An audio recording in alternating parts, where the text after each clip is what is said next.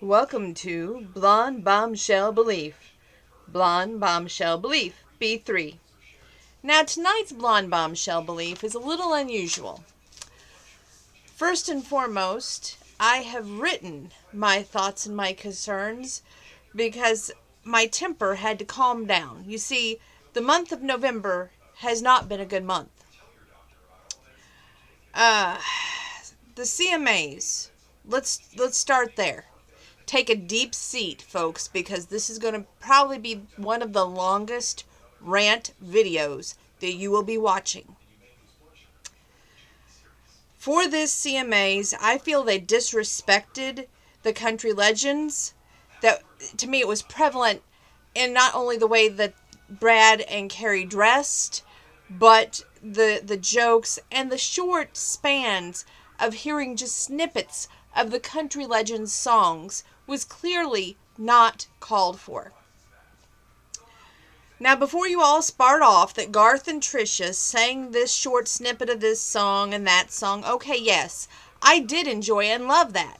Over the moon. It was the best part, probably the best portion of the show. But today's modern pop culture country music, it's just not country. You know, they say that a lot of artists are told their music is too country. To me, you cannot be too country if you have twin fiddles and steel guitars. In fact, from when George Strait and Alan Jackson performed, I clearly thought that they would sing Murder on Music Row. To me, that would have fit because the Beyonce and the Dixie Chicks and Taylor Swift presence, I'm sorry, but Dixie Chicks and Ms. Swift both bid us a fond farewell several years ago, and they made their choice. They went to rock music. And they told everyone they were done with us. Remember that? Why are they coming back? The music is plain and simple back in the 90s and further. In today, it's fair to say that it's not traditional. And I just don't appreciate modern country music. Now, this is my thoughts, my views. I myself have liked various artists in the past, such as Luke Bryan, Thomas Rhett, Brett Eldridge, Lee Brice, Chris Young. However, my opinion, some need to go back to the movie Pure Country and revisit some of the artists of the 90s. Clearly, respect is not driving our younger artists. Now, not the ones that I mentioned. The ones that I mentioned previously are some of my actual favorite young artists. But here's where it's going to get confusing. You see, Travis Tritt got involved in this, and to me, he had some very good comments and very good thoughts this week. And he has this song called Put Some Drive in Your Country, Keep Country Driving On. And I just can't harshly condemn a man such as Luke Bryan when I do enjoy his singing, but I vow right here and now I will never see him again in concert. I enjoy his music on CDs, especially when I work out, but I vow to you right now, I will never see that man again in concert. When we went and seen him in concert, the pushing, the shoving, and to me, the personal level of country music is taken away when you can't relate to your fans. When you have a movie screen playing in the background, and it's deriving your attention from the lyrics of the song to the show on the screen. What are you trying to do? Show a movie and take away the attention of your singing? You've got to focus here. To me, Chris Stapleton, Jason Aldean, Beyonce, and the Dixie Chicks, they're not country. And I refuse to buy music or listen to you people. If you ever host a concert or CD, I'll never be there. That's guaranteed. I want to wrap this portion up by saying I adore Rhett Akins and all of the artists from the 90s. I am a 90s country chick. And I am so thrilled that his son won the award for Die a Happy Man.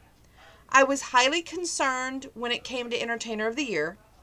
Some say it was a major upset, that Garth didn't deserve it, that Luke or Stapleton or Underwood got cheated. But let me tell you this, Garth, he was and is a country icon, a true legend, and a king. He sets the standard so high for other country artists that they have to try and live up to that standard. Friends in Low Places turns, I believe he said 25 years old. And let me tell you, that song, you can have Country Girl Shake It For Me, you can have all the Carrie Underwood songs, Stapleton songs. There's only one man besides the king, George Strait, that is the second king in country music, and that, without a doubt, is Garth Brooks. So, to me, I was overjoyed and definitely celebrating that his long-lasting career had a realization moment to today's modern country to really give the definition of what country is. I salute Friends in Low Places turning 25 years old. I would like to sum up by saying, CMAs, you need to improve the quality of your music, the clothing, or lack of. The performances. I got to say this, and I really have to say this. I don't know who nominates people, but if I did, where was Chris Young? I know that he was cheated. He should have been nominated for Single of the Year with I'm Coming Over. When they think of me, they think of you with Cassidy Pope. Album of the Year should have been I'm Coming Over. And Male Artist of the Year should have been Chris Young. And I urge the CMAs, watch some concert videos of Chris Young. He definitely is worthy of Entertainer of the Year, at least a nominee. He is 100% more country than Chris Stapleton or Aldine. And the next part, I want to basically just get so angry here. Joey and Rory. What a disrespectful thing to nominate them and then give it to some new people. And it was just tacky. They had Joey's parents there. And the bottom line is, I'm going to speak slowly and distinctly so that those people out there who doesn't know what two country is can get this. You missed the memo. C stands for country. Now you have music. I'll give you that. But it's not country. You have awards. But I don't know really what for. Country needs to worry about quality, not quantity. We need more concern over the musicians who respect the standard that was set by our country icons.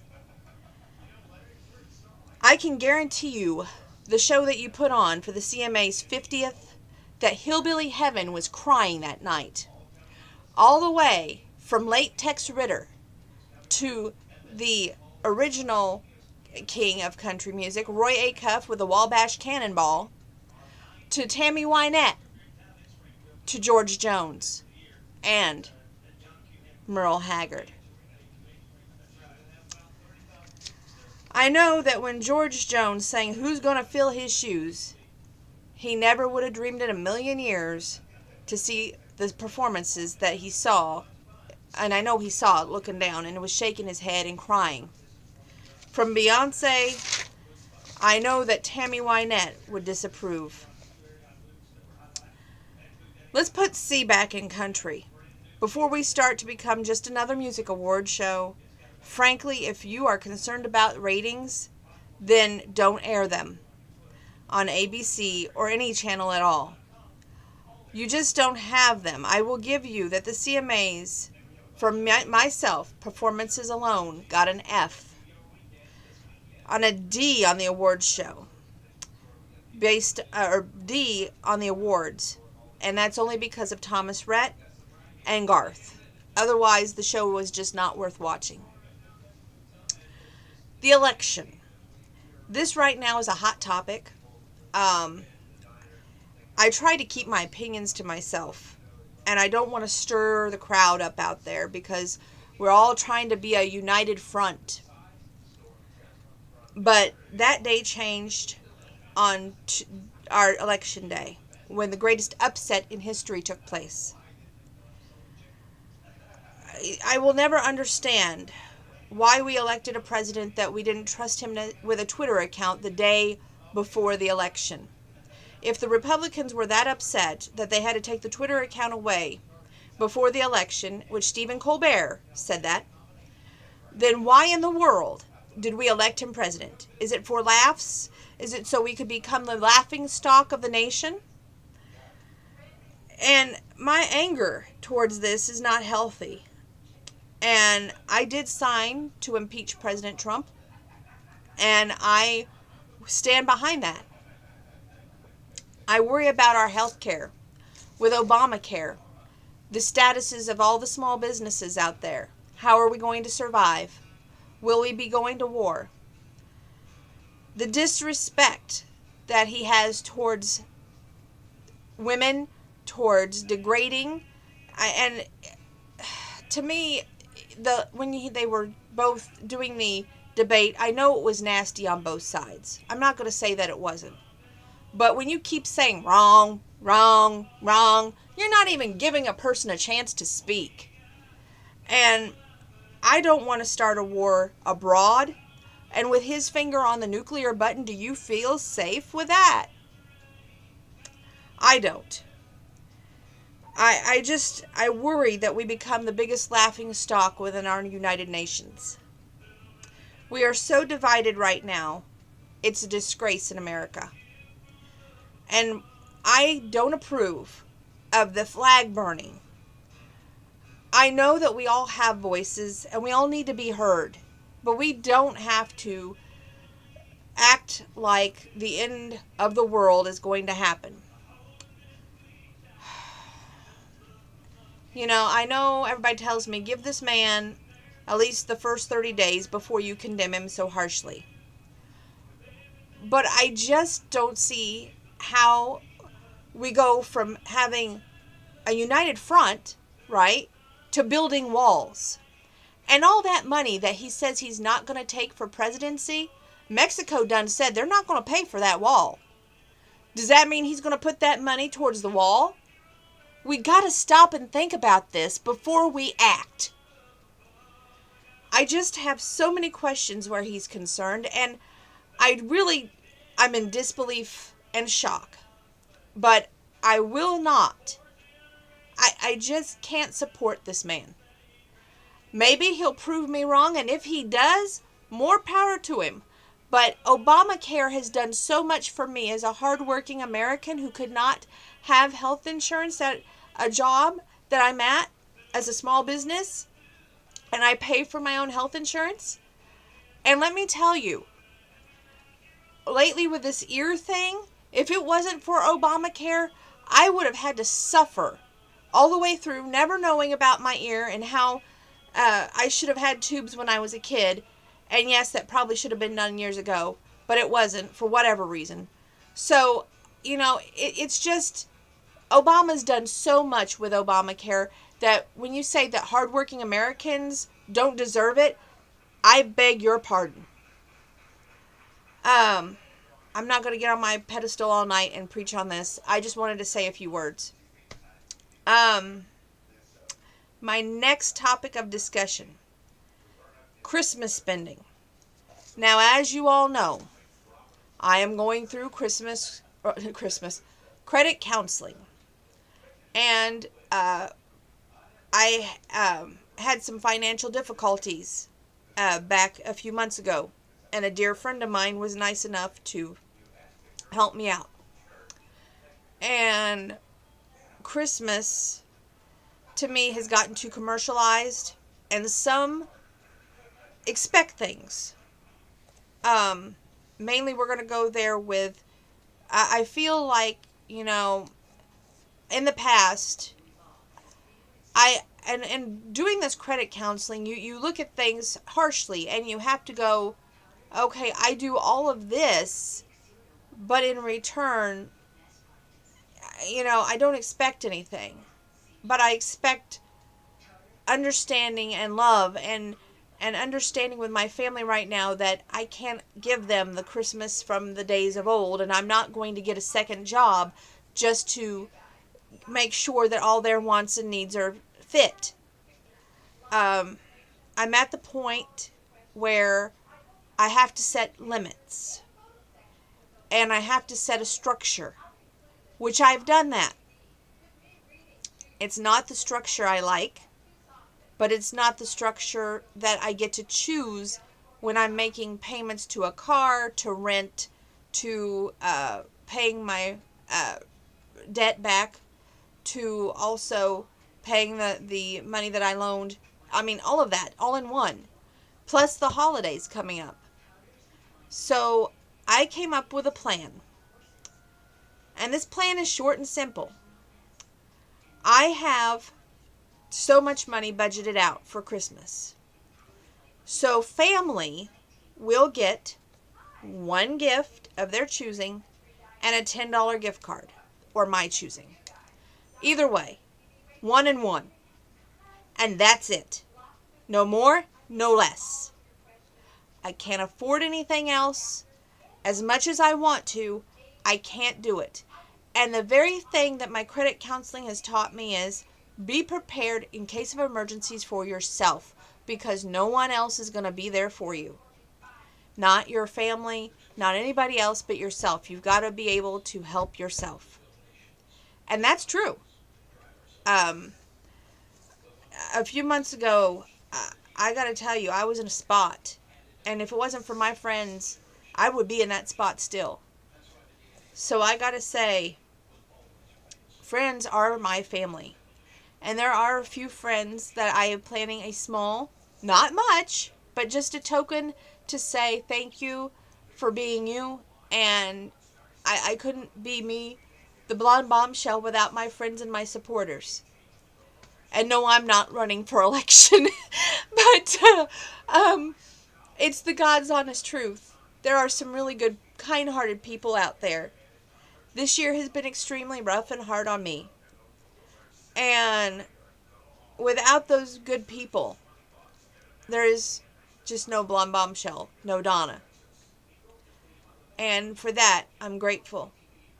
And I guess that's leading into our Thanksgiving Day. I plan on coming back and shooting another blonde bombshell belief next Friday. I do want to do one song, and can you imagine what that song is? It was a requested song. It was Rose Garden. That's why I went and got my quote-unquote Carrie Underwood costume back on, which I didn't do the hair because I went and had my hair done. First time since the ear thing. And I got to tell you, I feel great. So, knock on wood. I know that I have to be extremely careful with that ear. And at any time, if it happens again, I do have to see an ear, nose, and throat specialist. And I have to discuss tubes.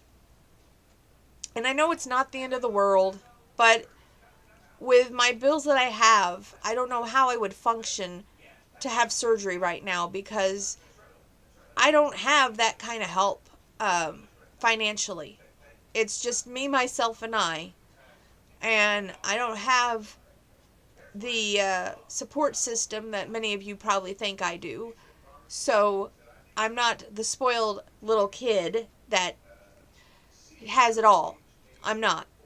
I work for everything I have. In fact, most of my gifts, I will be shopping at Goodwill this holiday season. And it shouldn't be about what you get. It should be about what I've given.